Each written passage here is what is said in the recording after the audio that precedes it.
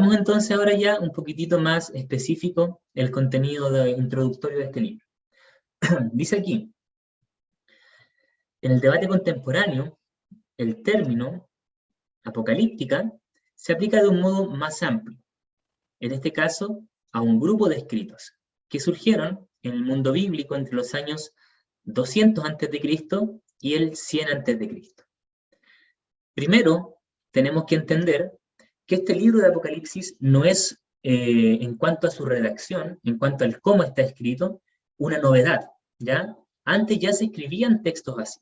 De hecho, nosotros habíamos visto igual cuando estudiamos los profetas menores y profetas mayores, que a finales de lo que fue este interludio entre el 400 y el nacimiento de Cristo, surge un movimiento que se llama de apocalíptica, que son escritos de carácter profético, que tienen un uso muy potente de los simbolismos y que buscan entregar esperanza en un momento de mucha dificultad. Por lo tanto, Apocalipsis, como libro, entra en esta categoría de muchos libros que tienen un lenguaje parecido, y a ese movimiento se le llama apocalíptica. Por lo tanto, lo que hace aquí el autor de Apocalipsis no es solamente dar a conocer su visión, la visión que él recibe de Jesús, sino que se enmarca dentro de un género literario que era conocido para la gente. Y esto va a ser algo que nos va a acompañar durante estas clases. La gente, las personas que recibieron este escrito por primera vez, lo entendieron por completo, hermanos. Para nosotros hoy en día representa un desafío interpretar Apocalipsis, por eso muchos de nosotros llegamos a posturas distintas, pero vamos a ver que tanto la forma en la cual estaba escrita el libro, como el contenido mismo del libro, era para estas personas, para estas 7 iglesias de Asia Menor, totalmente comprensible. Primero, porque Juan intenta hablar al contexto que ellos están viviendo, pero además porque Juan se enmarca en el género literario denominado apocalíptica, ya que sabemos que era algo que se usaba y que se usó bastante, por lo menos entre el 200 a.C. y el 100 a.C. Seguimos, dice, y a los conceptos esenciales expresados en tal escrito. Por regla general, llega mediante un intermediario celestial a algún importante personaje del pasado. Esta era la forma que predominaba en estos libros que se denominan de la apocalíptica. Un ejemplo de esto, y quizás el primer ejemplo de la apocalíptica, es la segunda parte de Daniel. Nosotros vemos que ahí se plantea una cierta dinámica que se va a ir repitiendo, que incluso se repite en Apocalipsis. Nosotros vemos que está Daniel orando, ¿cierto?, por mucho tiempo, pareciera que no recibe respuesta, hasta que de pronto llega un intermediario celestial, que en este caso, en el caso de Daniel, fue un ángel, y que le entrega un mensaje importante para un problema que está ocurriendo en ese contexto que para Daniel era el cautiverio babilonio. Muchas personas posteriores a Daniel tomaron ese ejemplo y vieron que era muy popular dentro de los judíos. Por lo tanto, comenzaron a escribir libros de esta manera, usando este relato, y elegían a personajes importantes del pasado.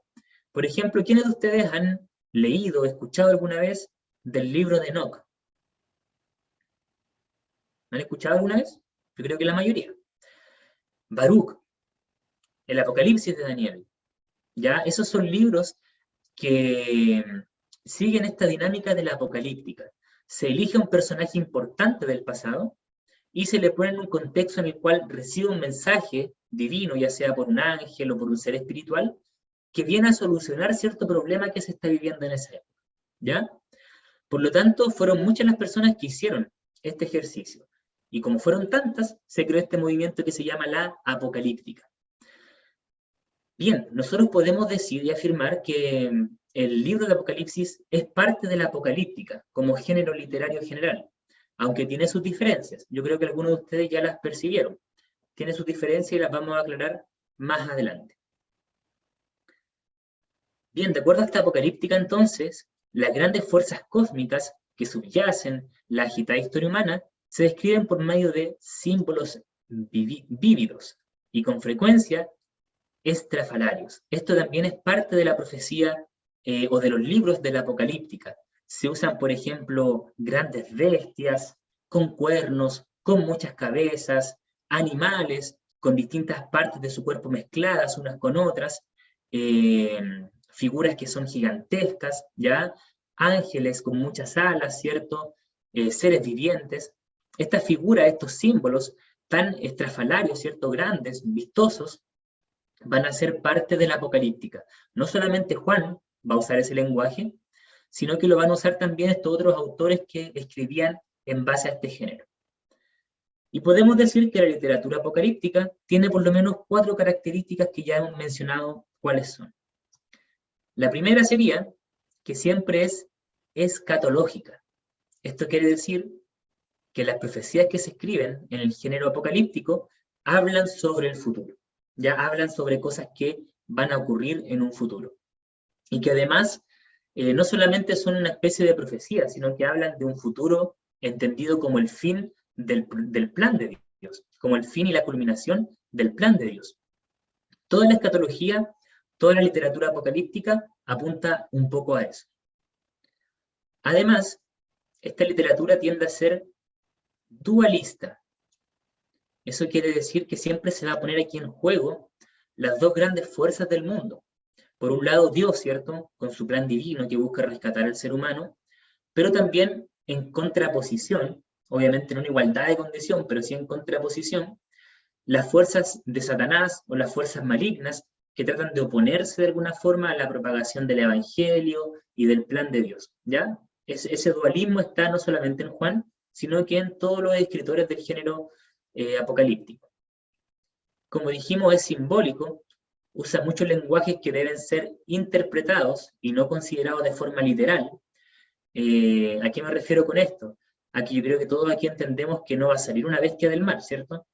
Grande ni gigantesca. Entendemos que es un símbolo que puede hacer referencia a una ideología, quizás, a una persona, pero no es literalmente lo que va a ocurrir, sino que se usa esa metáfora para explicar algo. Y lo que solía ocurrir también con estos libros es que se ocupaban seudónimos. ¿Qué quiere decir esto? Que el escritor original nunca ponía su nombre en el escrito.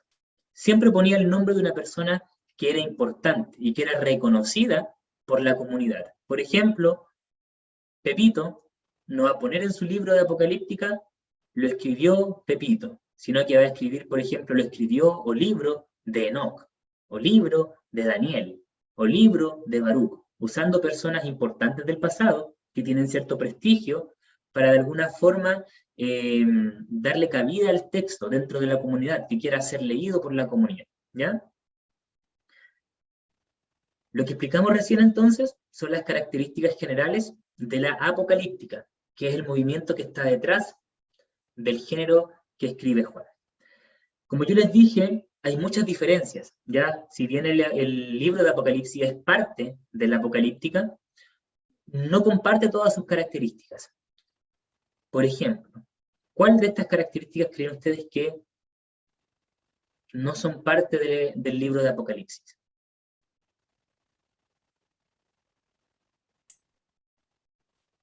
El seudónimo. Por ejemplo, ¿cierto? Nosotros consideramos que el libro de Apocalipsis no tiene un seudónimo, sino que fue realmente escrito por Juan.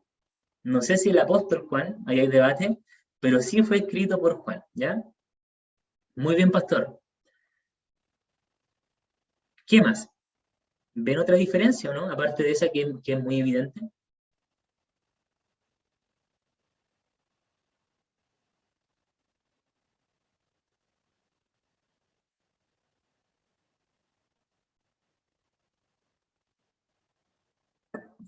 Creo que las demás las cumple. Las cumple. Entonces, como cumple las demás, aunque pueden haber ciertos matices, podemos decir que este libro de Apocalipsis es parte del movimiento que se llama apocalíptica. La otra gran diferencia que nosotros vamos a entender como cristianos, ¿cierto? Es que la apocalíptica quedó ahí. Ya son libros que nosotros podemos estudiar, podemos conocer, ¿cierto? Para informarnos históricamente, para enriquecer nuestra teología, pero no son libros inspirados. El libro de Apocalipsis para nosotros va a ser un libro que es de la apocalíptica, pero que además es inspirado por Dios. Por lo tanto, las verdades que están contenidas ahí realmente ocurrieron. Esta revelación de Juan realmente ocurrió. y el mensaje profético que él envía realmente va a cumplirse. Por lo tanto, adquiere un peso completamente distinto al resto de la apocalíptica de esa época o anterior.